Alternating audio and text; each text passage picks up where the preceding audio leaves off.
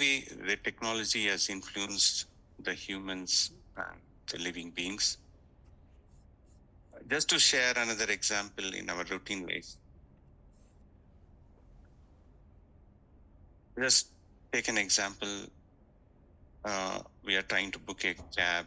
I generally use a Uber. In the earlier days, when we used the app, we used to search the location, date, time to book a cab, which was coordinated through a call center. That was the initial days. But now, take an example. I'm living on a Sunday to my meditation session. When I open the Uber app, the first listed is a place where I go every week from the last 1.5 year.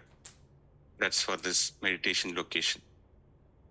When I open the app on any weekday, like a morning time, like let's say from between Monday or Friday, I get that office address. Similarly, in the same weekdays, when I open in the evening time, it lists me the shopping areas and any other locations that I usually travel. So how the application track my preference and choices. So that's how the technology has been empowered by the artificial intelligence. Sometimes back, you would have heard a robot or humanoid. I believe it's in Saudi Arabia. They introduced in a press conference, taking all the questions from the media. You can handle any random questions. How is it possible? Because the robots are trained with various types of questionnaires through this AI, that's the artificial intelligence. The engineers working on that AI provide all the logics and different contexts that empowers that the robot, so it is prepared to handle any type of questionnaires. So that's how the AI has a bigger influence. So a robot can think, work, or do any actions like a humans with the intelligence given to it artificially. We know the intelligence comes naturally for humans, but the thoughts in an emotional state, as the greed, anger, miscellaneous, immoral sexual passion, vanity, and vengeance. Irrespective of these factors, we have seen people leading a yogic way of living, or we can say living with a spiritual intelligence, including our Guru Vedatri Maharishi, many Siddhas, and many other masters. How was it possible for them? Is that unrealistic in our routine life? Again, yogic life doesn't mean that we alienate from our family and move to an isolated places like forest or Himalayas and going to a meditation. But karma yoga, that is taking care of your family, your routine duties, is importance of your life. This is where our Guru Master Vedatri Maharishi is setting the distinction and emphasizes the importance of meditation and the introspection to both men and women who lead their family life.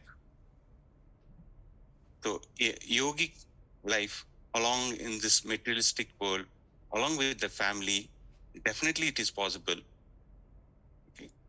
Okay. With this as our objective of the day, let us have some thoughts on it. So, before I start analyzing, I want to check some basics.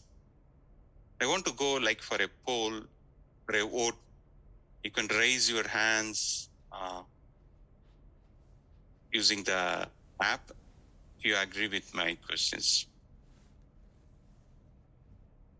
The members who have joined here today, How many of you have been doing the exercise, meditation, Kayakalpa daily for the last 6 months continuously?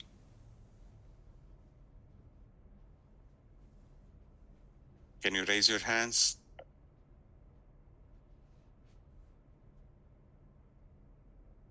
I do understand 6 months in the sense it's not practically possible. Definitely, 1 or 2 days in a month, or it can keep varying. I know. Even if we give a buffer and we say 95%, you have been attending for 95%. At least if you do for 95% of the last 6 months, it's a big deal. So, how many of you have been doing this? Yeah, good to see that. Okay, I understand the challenges. From the last 3 months, continuously, those who have been doing that from the last 3 months, exercise, meditation, Kayakalpa, good, good to see some additional hands rising up. Great. Okay. At least from the last 1 month, who have been doing that exercise and meditating and doing Kayakalpa. Okay. Good to see the response. Definitely, there are aspirants who are looking at this as a way of life. Definitely, you have been doing the basics right, so we should stick to that. So, one of the essentials for the spiritual intelligence is following the basic religiously and continuously. Like, just an example, like when you join a today we are graduated and we have been working in different scope of our life in different professions. But when our parents had uh, admitted us for the first standard when we began our school, we did not know why we are in that the first standard or the first grade, and why we are learning those alphabets. We never knew. There was no any reason. We were just following the things that were instructed by our faculties, teachers, and the parents. But later we will realize why those were the basics. The same way here, I do understand Maharishi keeps repeatedly saying that Sollal Mattum Nambade Swayamai Sindhite Teliva. You don't need to believe it, okay? But you need to realize on your own. Here you don't need to really uh, uh, means accept on a longer term. But the point here is like the basics can be done when we say about these physical exercise and the meditation that's going to set up your initial steps. Okay. Thank you for your, the responses. I'm really happy to see that. Okay. So one more thing, when we say yogic, like we should not imagine that the yogic way of living or living with spiritual intelligence is a complex process and unrealistic. It is very simple that we live with consciousness and to the roots. That's it. This consciousness should be for 24/7. The way we try to retain the consciousness is what we will analyze.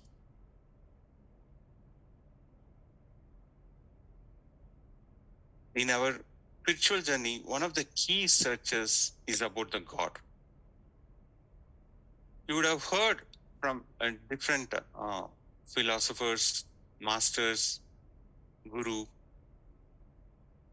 the statement of the God.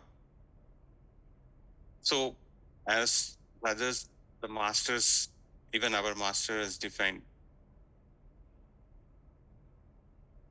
the human or me minus sin, that is, the sin is removed out of us, then we can find the God within ourselves. Definitely, it is a larger topic of discussion. I try to scope it within our today's agenda. So, the sin, which is nothing but the imprints, is the one we need to understand. This imprint is the key decider on your thoughts, actions, and speech. Coming back to the robots, just for the imaginary purpose, okay, these imprints are the programs written by the engineers, which reflect for robots as their actions and speech. Means they are in control of the engineers' coding techniques.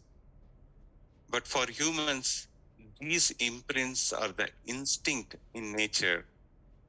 Our guru has put it in very uh, simple words.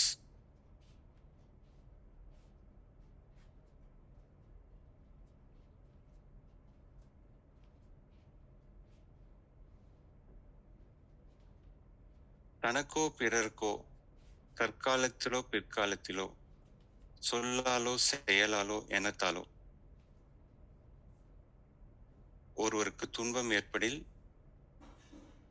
that's what we call it as a bad imprint. In the same way, the good imprint. So it's like, if either for you or for the others, through the either by body or for life, either through action or thoughts, if incurs as a pain, it's going to be a bad imprints. And if it results in good deed, it's going to be a good imprints. Irrespective, okay, maybe we may be imagining that these are only for the bigger or stronger activities or the thoughts, but it doesn't work like that. Okay, it's all even related to the simpler and easier things. Even the simplest things are recorded or stored. Where they are stored? In our genetic center, the biomagnetic center, which is present below our spinal cord. If someone is new to the system, the scientific explanation of genetic center, you can refer our Maharishi books and speeches from senior professors and find that. These records are not only from our activities alone.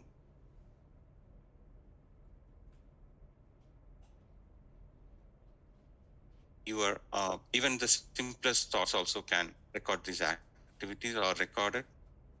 We are also carrying from our parents, our forefathers, all the way from the first human, and it extends from the living beings, from the first sense, which it all means from the plants till the fifth sense of animals. Take an example. If you would have observed, if a person has been tied up with all his legs and hands, when he thinks to harm others, he may even try to use his mouth to bite or hurt others. So this character is an example of an imprint we carried from the other senses, the animals, okay, which has been carried and has moved into the humans. Okay. So when people are in excited mindset, they dance. It's another example, which is probably an inheritance from a peacock. Okay, our Maharishi used to share this example. Like this, we have carried different imprints from different timelines and different senses and from the ancestor parts. So these are classified by our ancestors as Sanchita Karma, Prarabdha Karma, and Akamya Karma. So what does it mean by Sanchita Karma? Sanchita Karma is the imprints we carry immediately from our parents. We all have come into existence from one cell of the father and one cell of the mother. It is not only the physical structure, we carry their imprints as well. Our guru generally refers to an example of a mango tree. If you see the structure of the tree, with the trunks, the branches, the leaves, the fruit, and its taste, everything is in store in one single seed.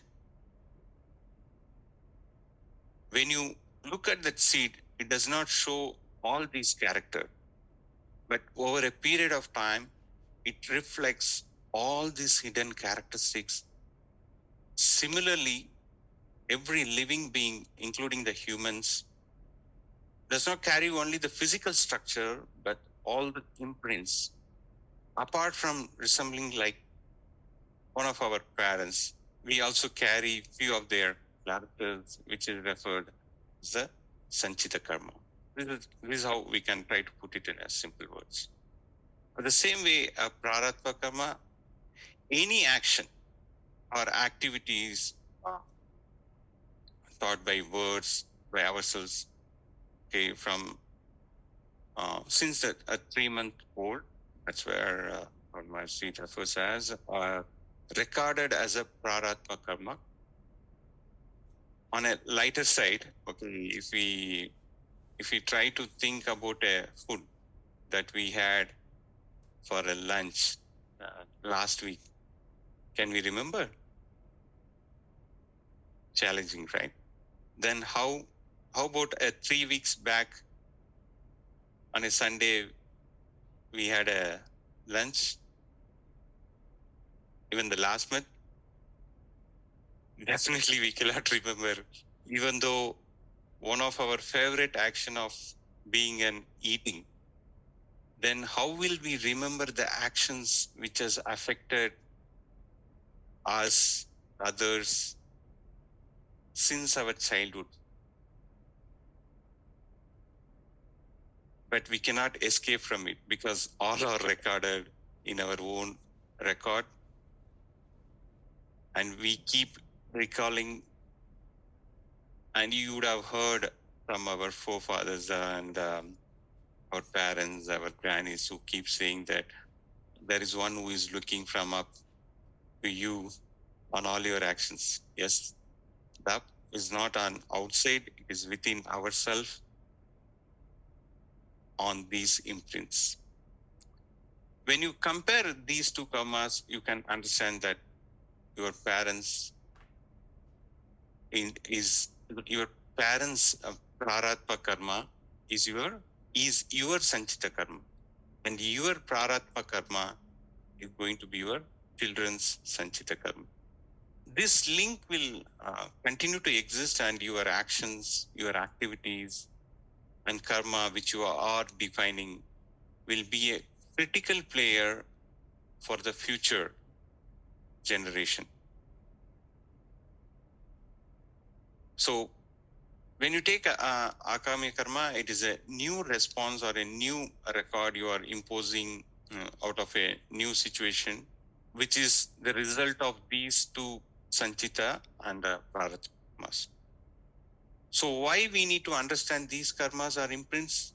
This is the starting line for your objective for leading to live a yogic life or with a spiritual intelligence.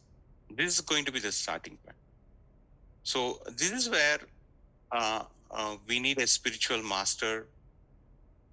At this point, really, I want to call out here that we all are gifted to get a generous and kind-hearted master like our Maharishi.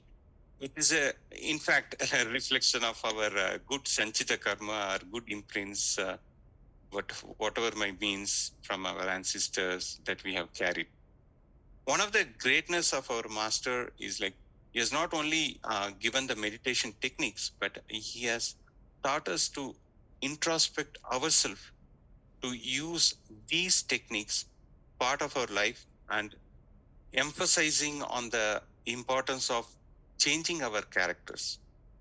We also want these techniques to reach all the family members with utmost importance for the woman of the his family. That's where he emphasized.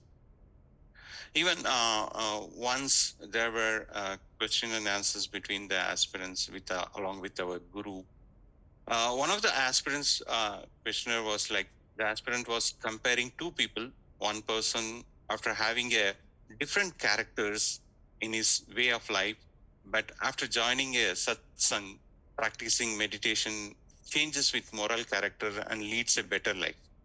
The other person who has born with more moral values and adopts to a real value of life, but does not go to a satsang, or he doesn't follow a meditation or a yoga in his way of life, and may not even join one.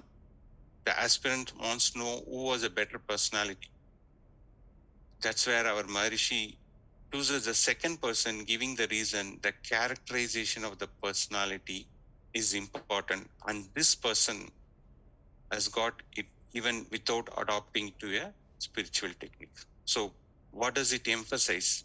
So, the character, the moralizing your character is going to be the essentials, even though, yes, meditation techniques are equally important, but at the end of the day, how you are going to utilize that. So, we got the objective from where we need to step for this yogic life.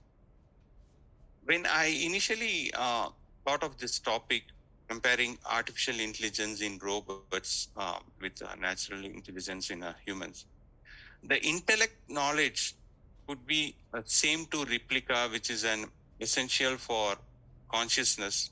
But one of the key differentiators between a robot and human is the sensory organs.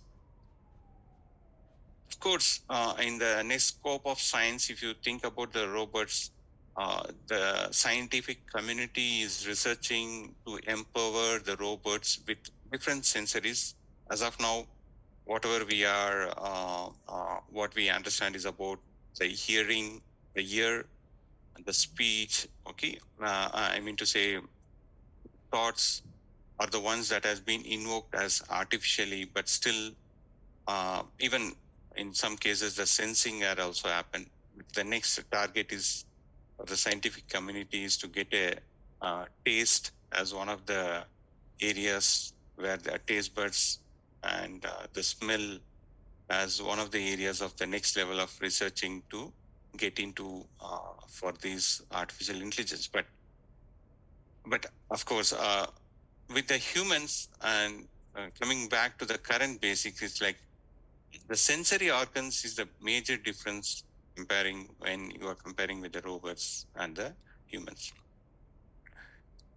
So with this objective and how we are all probably addicted towards these organs, let me share an example. Okay, I do not own a car. I do generally. I'm trying to rent out here whenever there is a car in need. Yeah, coming from the background of being a means I've been driving car in India for last. I've been driving from almost for 20 years, and it's going to be a in India. It's a right-hand drive, and now I'm in North America, and naturally, this geography it has a left-hand drive. Okay.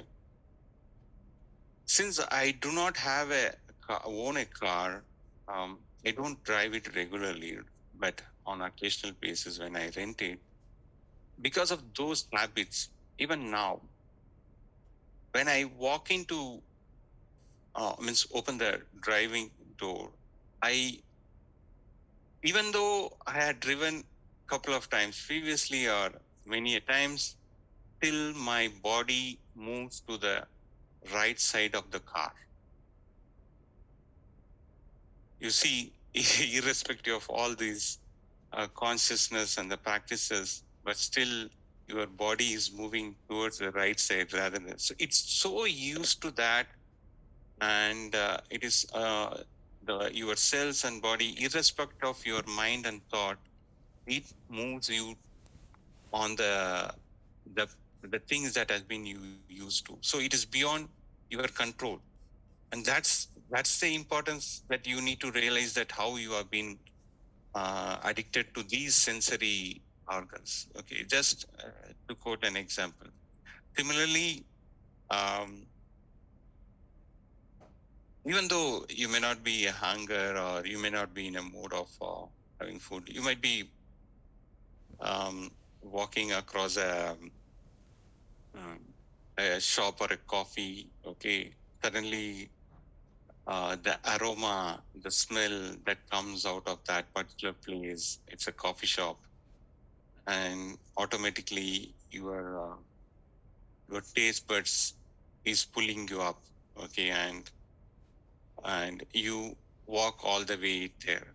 Uh, the same thing when our master Maharishi, what he says, that that particular sense carries your entire body to that place. Okay, irrespective of whatever might be the thought, but the thought or the self sensation is carrying your body to that particular place. So that's how the force, or we have been addicted to our sensory organs. The same thing, if you see, like the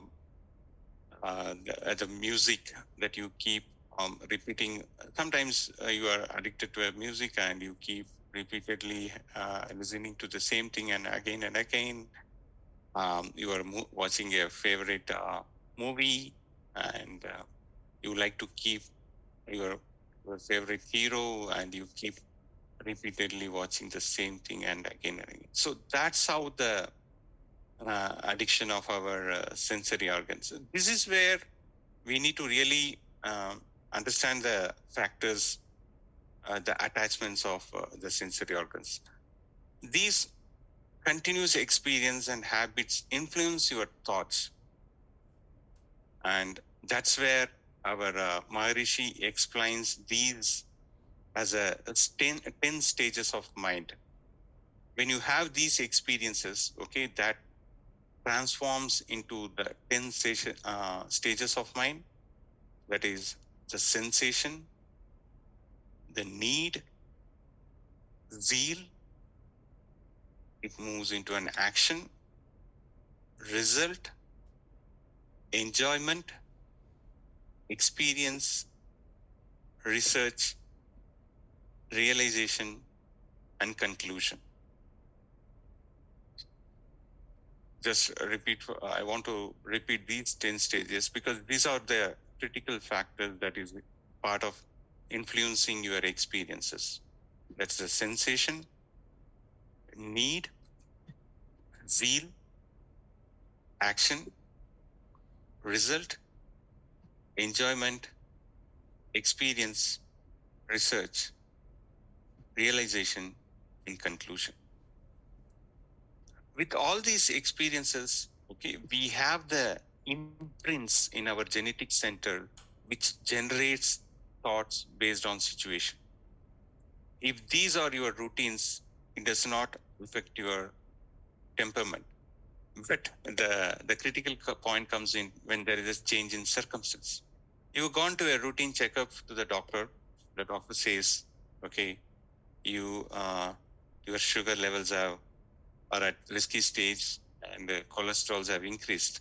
So he asks you to control the thoughts on the foods that affects these parameters. And this is where the real time situation comes in.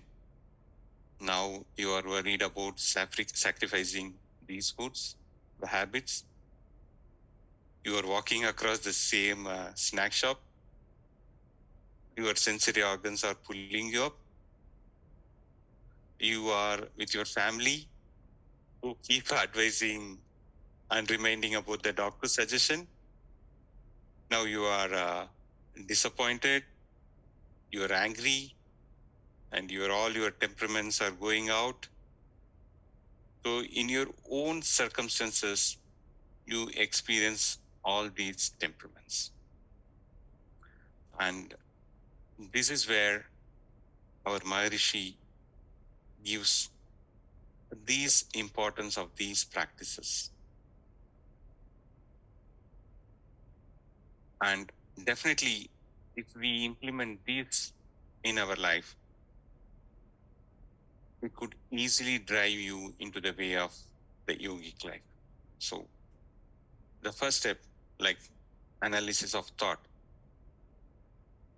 and the next, the neutralization of anger, moralization of desires, eradication of worries, and who am I? Okay, who am I could be a part, definitely is part of your introspection, but the essentials of the practicing all the top four can means the analysis of thought and the desire, the anger, the worries, which are immediately related to your temperaments, would be the point where you can start focusing on. Definitely, when you follow this, you can see a total change, like a paradigm view of your life. See, we would have means generally through other any other yoga or meditation practices. It's not only about the emphasizing on meditation.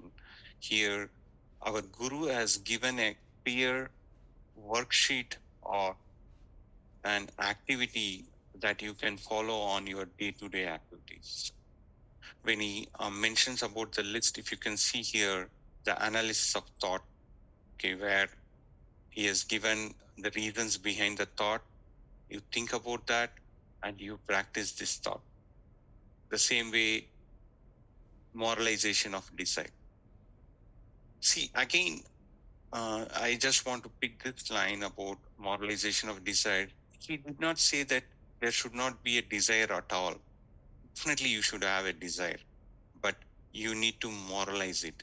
What you need and what you doesn't need, or what to pick or what not to pick. And that is where he has listed you with these examples.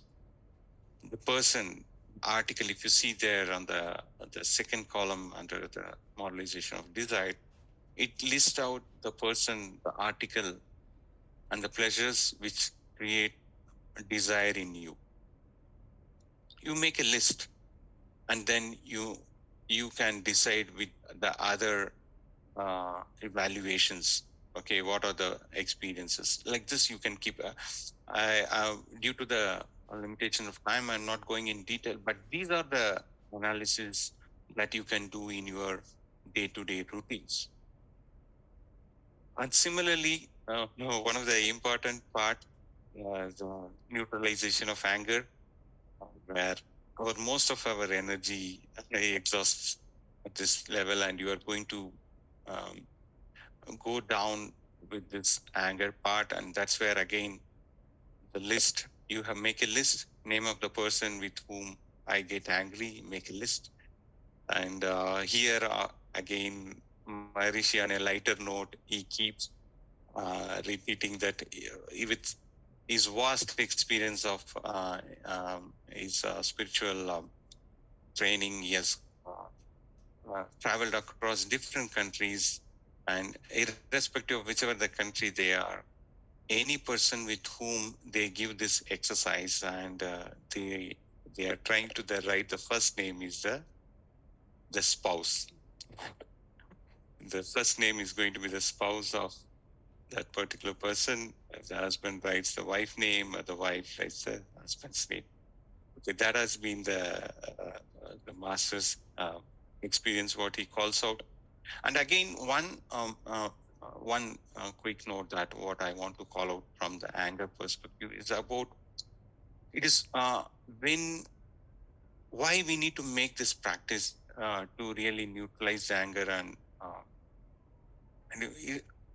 in your uh, in your imprint, when you are going to be more anger without your consciousness, as I said, like previously when I was sharing that car example, your body moves without your own control. The same way when you are when you are out of your temperament, and definitely your thoughts are going to really curse, make a curse on anyone with whom you are in anger, and it's going to affect their health.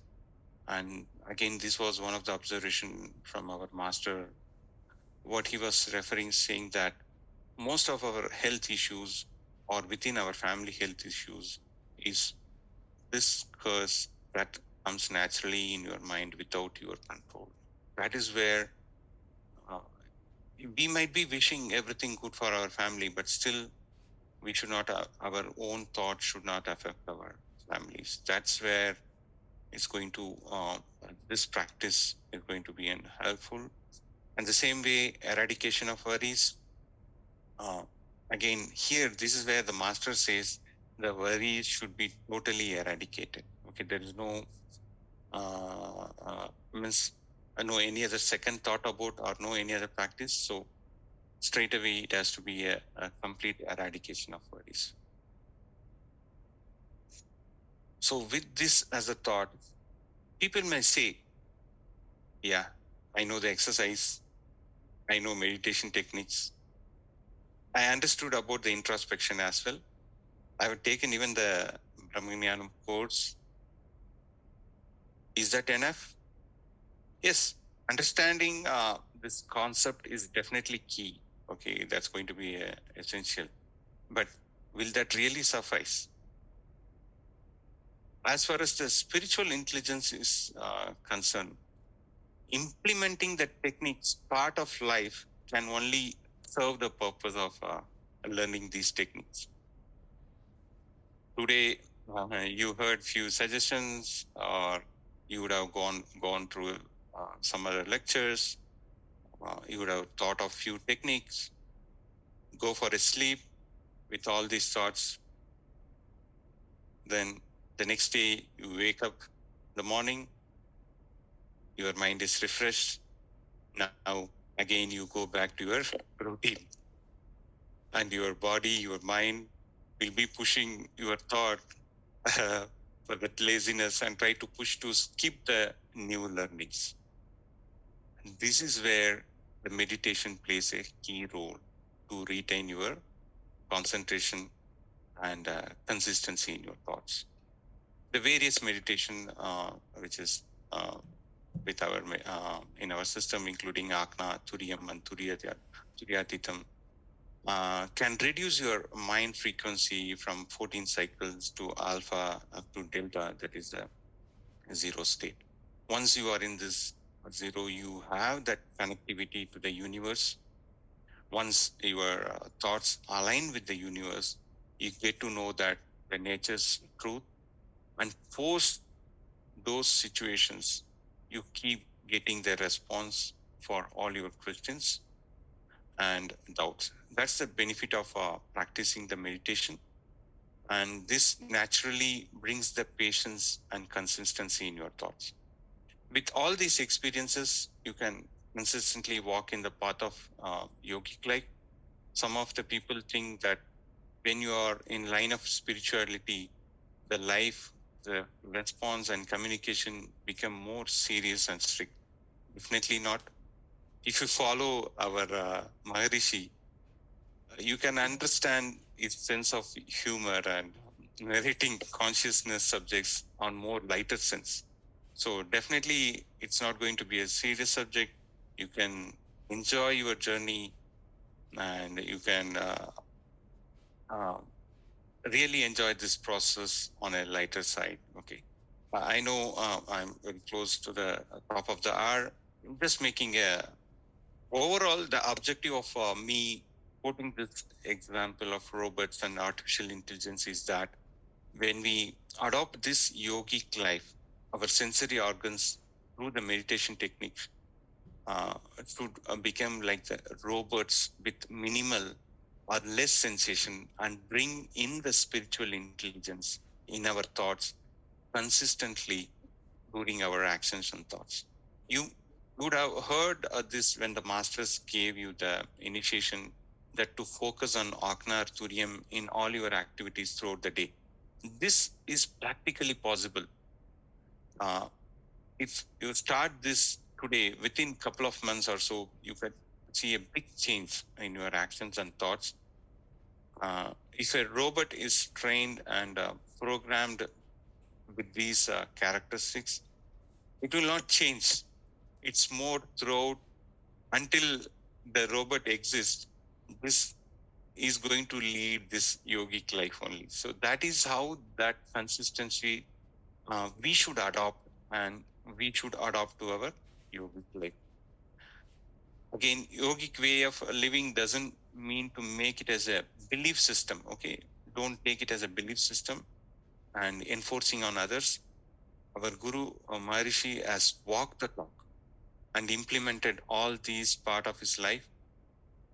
Again, a popular belief is the philosophers or gurus or saints who have gained the spiritual knowledge alienating from the materialistic world. No, our Maharishi have gone through all these phases of life, from being a childhood of a poor family member, which he had difficulty to even feed a one-day meal, all the way he went on to become a businessman and leading industrialist with the luxury of owning imported cars in its lifetime. That is the experience of Vedatri Maharishi, and from the master, he has shared this experience and the knowledge. Even when he started this organization, it was from basic structure without much fanfare or big funding. This is how he has grown this organically.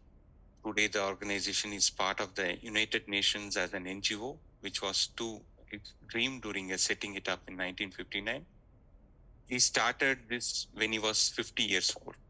Imagine, aspirants. By the time he was 90, this organization has moved into many countries. If we follow his steps in implementing these introspection methods, part of our life, we can program ourselves like robots to superimpose our imprints and genetic centers with spiritual intelligence, good and moral thoughts. Thank you all for joining me today. Be blessed by the divine.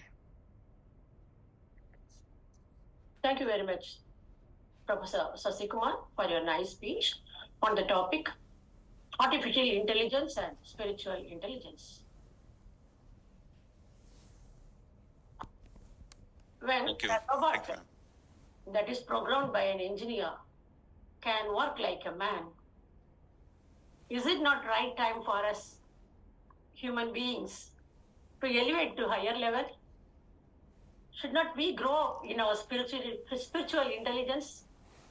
As here comes the Sky Yoga. Sky Yoga is here to assist us, help us in raising in spiritual intelligence. You rightly said that we live with consciousness, no doubt about it, but we should be 24/7. We need to be awakened, awakeful, alert always. And also, habits die hard. For that, you have quoted an example from your own self, that is how the sensory organs get addicted. That is, you said that in India we have right-hand drive, whereas in Canada it is left-hand drive. Yet in Canada, your body is moving towards the right side only.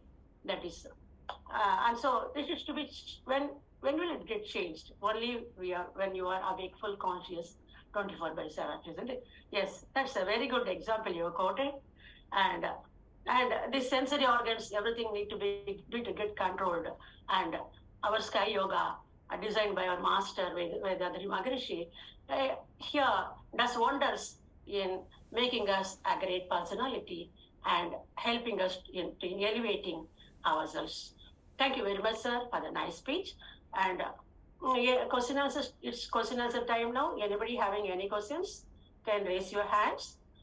And Professor Arunalandam, Professor Balachandran.